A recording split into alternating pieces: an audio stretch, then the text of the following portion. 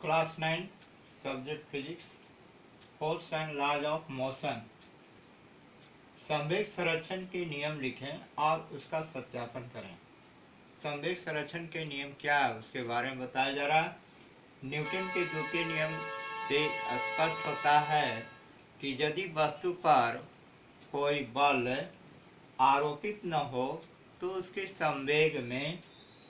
संवेग में कोई परिवर्तन नहीं होता, अर्थात संवेग नियत बना रहता है, संवेग कांस्टेंट बना रहता है। यदि इस निष्कर्ष के आधार पर संवेग संरक्षण का सिद्धांत के नाम से जाना जाता है। संवेग संरक्षण नियम के सिद्धांत को इस प्रकार व्यक्त किया जा सकता है।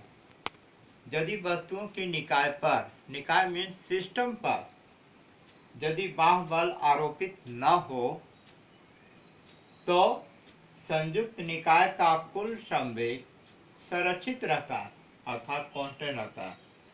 अर्थात इसको इस प्रकार और भी व्यक्त कर सकते हैं कि वस्तुओं के टक्कर के पहले कुल संवेग और टकराने के बाद या टक्कर के बाद कुल संवेग हमेशा संरक्षित रहता है या बराबर रहता है। इसे संवेग संरक्षण के नियम कहते हैं। संवेग संरक्षण के नियम को सिद्ध करने के लिए या सत्यापन करने के लिए दो गोला या गेंद लेते हैं। एक गेंद A है, दूसरा गेंद B है। दोनों का द्रव्यमान क्रमशः M1 और M2 है। जो A और B अलग अलग प्रारंभिक वेग E1 और E2 से गति कर रही है या गतिशील है। गेंद A का वेग गेंद B के वेग से अधिक है, अर्थात U1 is greater than U2। तो गेंद A का वेग अधिक रहने से और एक ही सरल रेखा में जा रही है तो गेंद A B को पकड़ लेगी और पकड़ लेने के बाद टकरा जाएगी। टकराने के बाद गेंद A और गेंद B का अंतिम वेग V1 और V2 अलग अलग हो जाते हैं। तो न्यूटन के द्वितीय गति नियम से यह प्रदर्शित होता है कि गेंद A के द्वारा गेंद B पर लगा बल F1 मानते हैं तो F1 m1 into V1 minus E1/t। V1 minus E1/t क्या है? वेग में परिवर्तन का दर है जिसे त्वरण कहते हैं। तो बल F1 बराबर m1 द्रव्यमान है और त्वरण V1 माइनस E1/t है। तो m1 बराबर m1 इंटू A ज्ञात हुआ। गेंद B द्वारा गेंद A पर लगाया गया बल F2 है तो F2 भी m2 into V2 minus E2/t होगा। अब न्यूटन के तृतीय गति नियम से प्रत्येक क्रिया के बराबर विपरीत प्रतिक्रिया बल लगती है। गेंद A के द्वारा गेंद B पर लगा बल और एक क्रिया बल हुआ और गेंद B द्वारा गेंद A पर लगाया गया बल विपरीत प्रतिक्रिया बल है। तो विपरीत में F1 बराबर माइनस F2 होगा। ये न्यूटन के तृतीय गति नियम से। न्यूटन के तृतीय गति नियम यही है कि प्रत्येक क्रिया के बराबर विपरीत प्रतिक्रिया बल लगती है। तो F1 बराबर माइनस F2 होगा।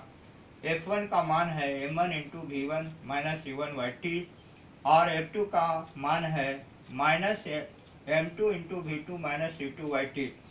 दोनों तरफ हर जो है t समान है, इसलिए a क्या होगा, कट जाएगा।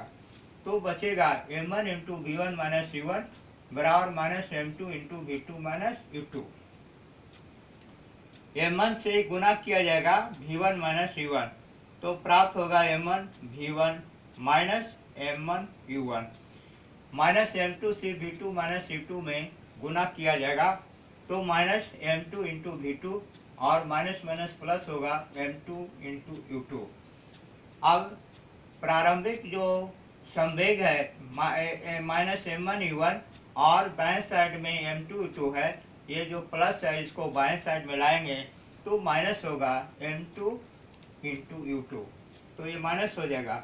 और m1 v1 जो है बाएं साइड में जो प्लस है उसको दाएं साइड में ले जाएंगे तो माइनस हो जाएगा m1 v1 minus m2 v2।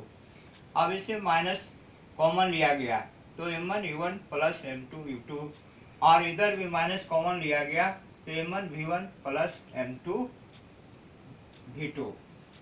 अब दोनों तरफ माइनस है, ये समाप्त हो जाएगी, कट जाएगी, तो m1 u1 plus m2 u2 बराबर m1 v1 plus m2 v2। ये क्या ज्ञात हुआ? टक्कर के पहले वस्तुओं के कुल संवेग, टक्कर के पहले वस्तुओं के कुल संवेग ए और बी का संवेग है m1 plus u1 plus m2 u2।